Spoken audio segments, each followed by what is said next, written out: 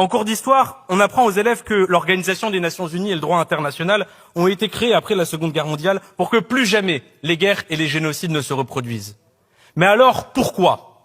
Pourquoi, quand il s'agit du gouvernement israélien qui massacre les Palestiniens un à un, qui les génocide, qui tue les femmes, qui tue les enfants, qui tue les hommes, qui tue les vieux, pourquoi est-ce que là, pour vous, il n'y a pas de droit international? Vous devrez leur expliquer les massacres au Congo avec lesquels les milliardaires français s'en mettent plein les poches en volant les minerais. Vous devrez leur expliquer pourquoi au Soudan, la France ferme les yeux alors que des milliers de gens y meurent avec la complaisance de la France.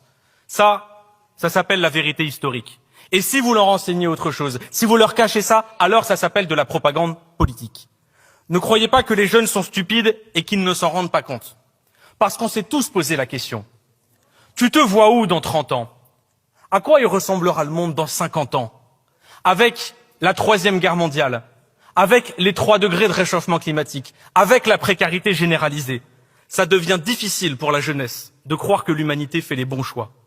Voilà le moment de l'histoire dans lequel nous nous trouvons. Souvenez-vous du XXe siècle. La Première et la Deuxième Guerre mondiale ont été poussées par les capitalistes parce qu'elles leur permettaient de s'en mettre plein les poches.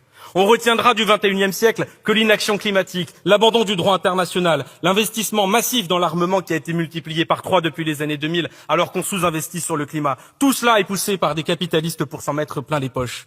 La guerre en Ukraine, c'est pour les terres rares. La guerre en Iran, c'est pour le pétrole. Le génocide à Gaza, c'est pour les terres et le gaz. Les massacres au Congo, c'est pour le coltan et les diamants. Au Soudan, pour l'or et le pétrole. Il n'y a pas de morale de tout ça.